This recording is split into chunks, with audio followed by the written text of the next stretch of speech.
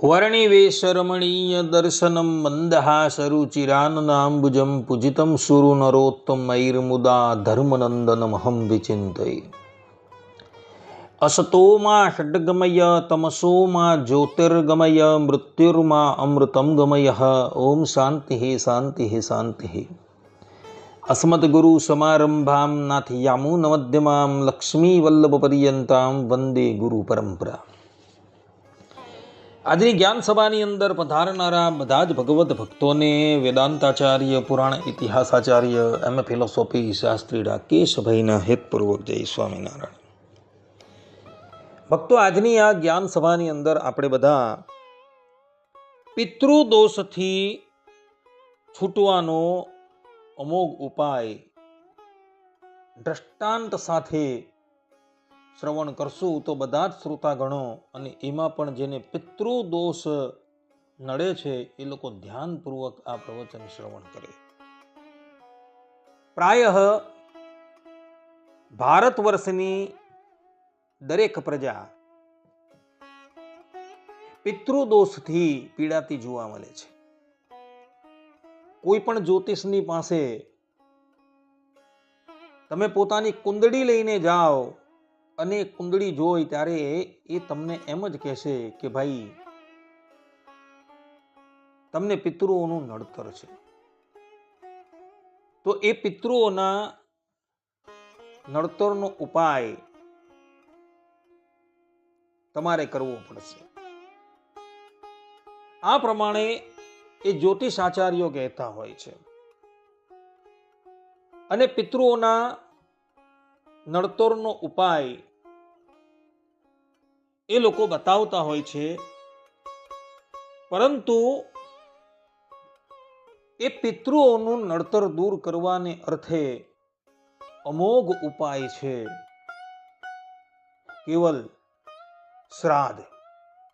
પિતૃઓની પછાડી જો વ્યવસ્થિત રીતે દર વર્ષે એક વખત જો શ્રાદ્ધ કરવામાં આવે ને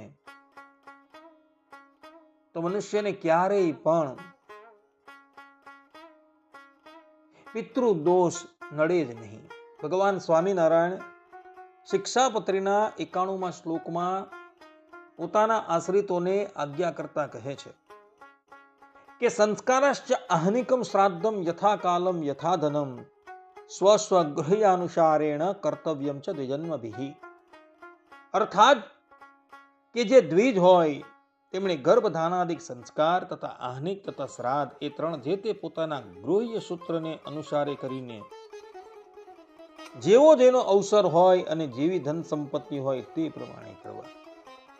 આ પ્રમાણે ભગવાન સ્વામિનારાયણે પણ પોતાના સમસ્ત આશ્રિતોને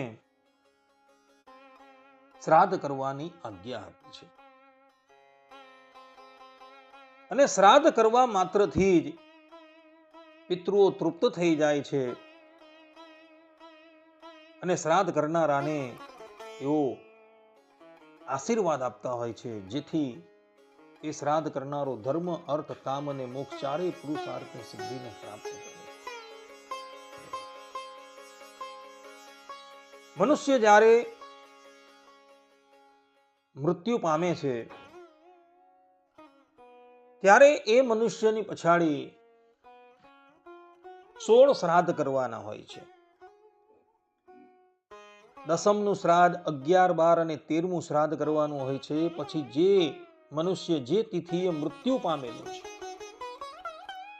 મહિનામાં એક વખત એ તિથિ આવે ત્યારે 12 મહિના પર્યંત એ તિથિએ શ્રાદ્ધ કરવાનું હોય છે. એ એટલે માટે કારણ કે મરનાર એ મૃત્યુ બાદ પ્રેત થયો હોય છે અને એ પ્રેતમાંથી એને પિતૃની અંદર કન્વર્ટ કરવાને અર્થે આ 16 શ્રાદ્ધ કરવાના હોય છે.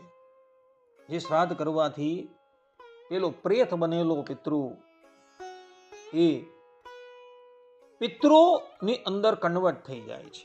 જો એની પછાડી વિધિ વિધાન પૂર્વક આ શ્રાદ્ધાદિક ક્રિયા કરવામાં ન આવે તો એ પ્રેતનો પ્રેત જ રહે છે, અર્થાત કે ભૂતનો ભૂત જ રહે છે. અને એને લઈને એ વ્યક્તિ સંબંધીઓને નડતો હોય છે.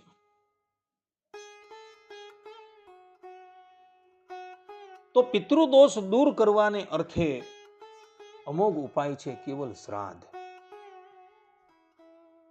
મૃતક પછાડી 16 શ્રાદ્ધ કર્યા બાદ વર્ષમાં એક વખત જ્યારે ભાદરવો મહિનો આવે અને એ પિતૃ પક્ષમાં મૃતક જે તિથિએ મૃત્યુ પામેલો હોય એ તિથિએ એની પછાડી શ્રાદ્ધ કરવામાં આવે, અથવા તો અમાવાસ્યાના દિવસે, અર્થાત કે ભાદરવા વદી અમાવાસ્યાના દિવસે જો શ્રાદ્ધ કરવામાં આવે ને તો 1 વર્ષ પર્યંત પિતૃઓ તૃપ્ત રહે છે અને એવા વ્યક્તિને ક્યારેય પણ પિતૃદોષ નડતો નથી.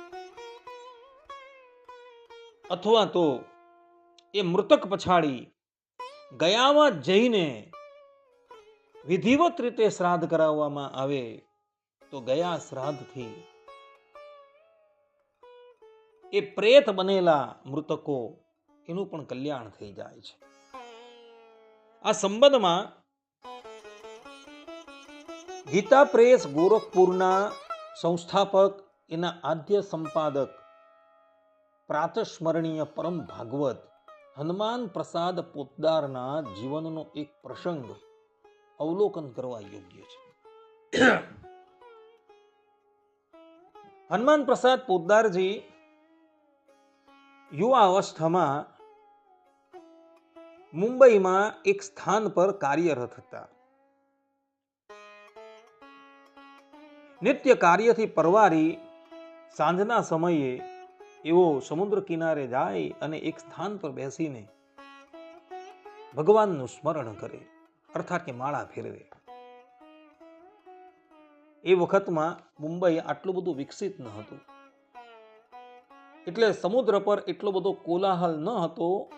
ત્યાં એકાંત સ્થાન જોઈને ભાઈ શ્રી માળા ફેરવતા ફેરવતા ભગવાનનું સ્મરણ કરે.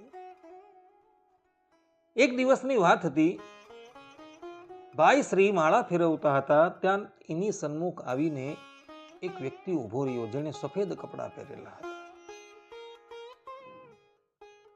ભાઈ શ્રી જ્યાં લગીન સમુદ્ર કિનારે બેસી રહ્યા ત્યાં લગીન એ વ્યક્તિ ભાઈ શ્રીની સન્મુખ ઉભો રહ્યો અને એક સરખી રીતે ભાઈ શ્રીની સામું જોયા કરે.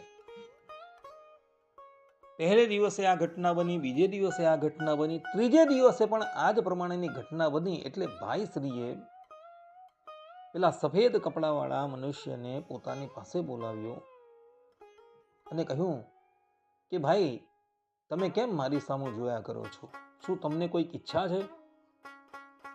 ત્યારે પેલો ભાઈ હનુમાન પ્રસાદ પોદ્દાર વિશે બોલ્યો કે હું એક સાચી વાત કહું? ત્યારે હનુમાન પ્રસાદ પોદ્દારજીએ કહ્યું કે હા, કે હું વાસ્તવની અંદર મનુષ્ય નથી, પરંતુ હું પ્રેત છું, ભૂત છું. ભાઈ શ્રી તો સમર્થ હતા, એની વાત સાંભળીને સહેજ પણ ભય ન પામ્યા. ત્યારે ભાઈ શ્રીએ પેલા પ્રેતને પૂછ્યું કે ભાઈ, તમે પ્રેત કેવી રીતના થયા?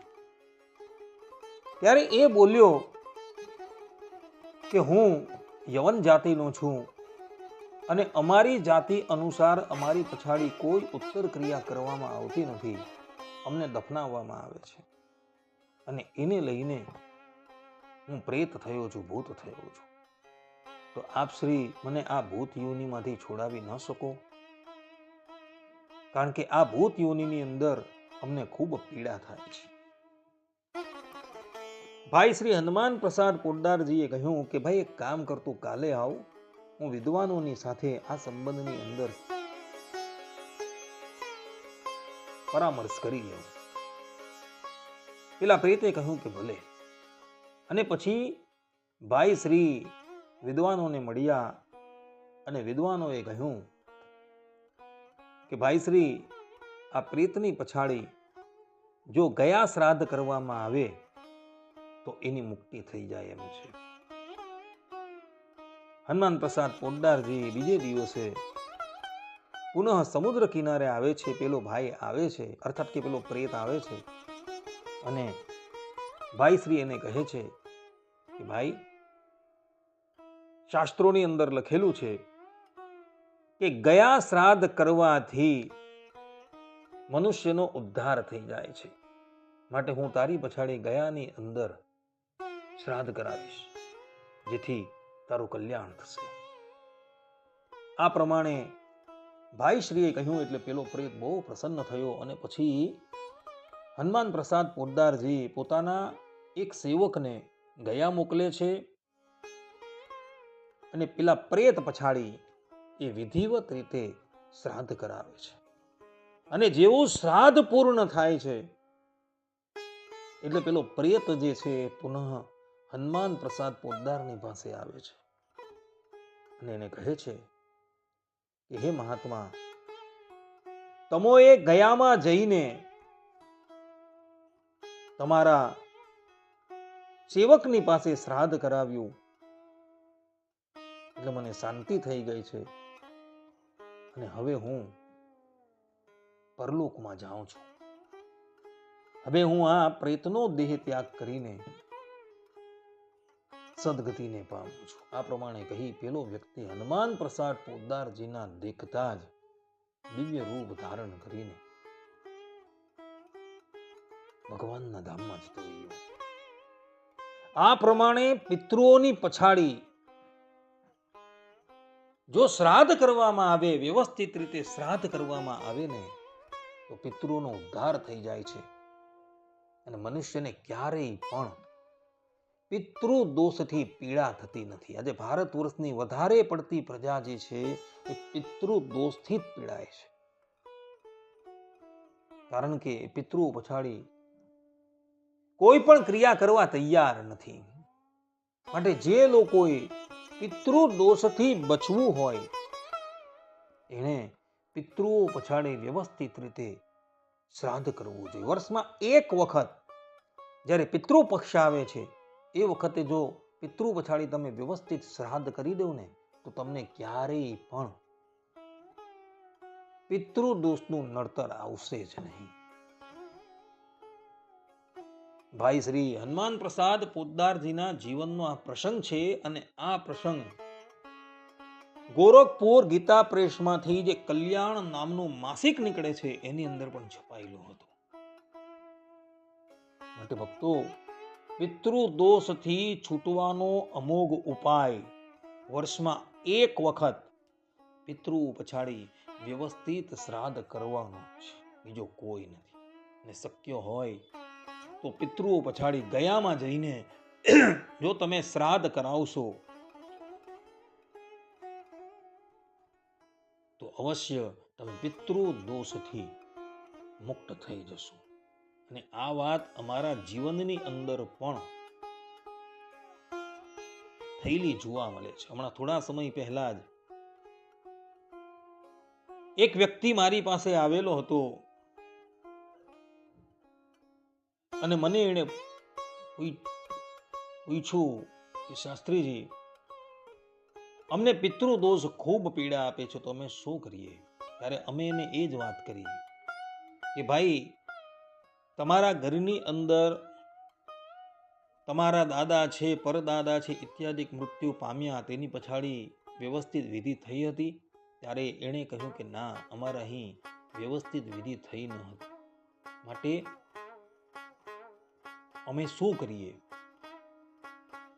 ત્યારે અમે એને ગયા મોકલેલો હતો અને ગયામાં જઈને એ વ્યક્તિએ વ્યવસ્થિત રીતે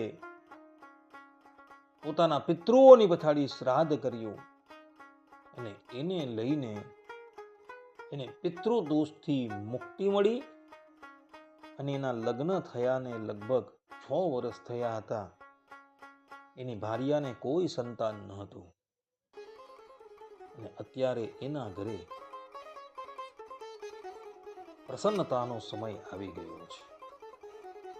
અને જેને પિતૃઓનું નડતર હોય ને, એના ઘરે સંતાન પણ પ્રગટ થતી નથી અને સંતાન જો થાય ને તો પણ એ અધર્મી સંતાન થાય છે. તો ભક્તો, હજુ પણ સમય છે. પિતૃઓની શાંતિને અર્થે તમે પિતૃઓની પછાડી શ્રાદ્ધ ક્રિયા અવશ્ય કરજો, જેથી કરીને તમે પિતૃ દોષથી મુક્ત થશો. આ જ એનો અમુક ઉપાય છે. આટલું કહીને હું મારી વાણીને અહીં વિરામ આપું છું. સર્વે સંતો નિરામયઃ, સર્વે સુખીનો ભવન્તુ, સર્વદ્રાણી પશ્યન્તુ, મા કશ્ચિદ દુઃખ ભાગ ભવેત. અસ્તુ. જય સ્વામિનારાયણ.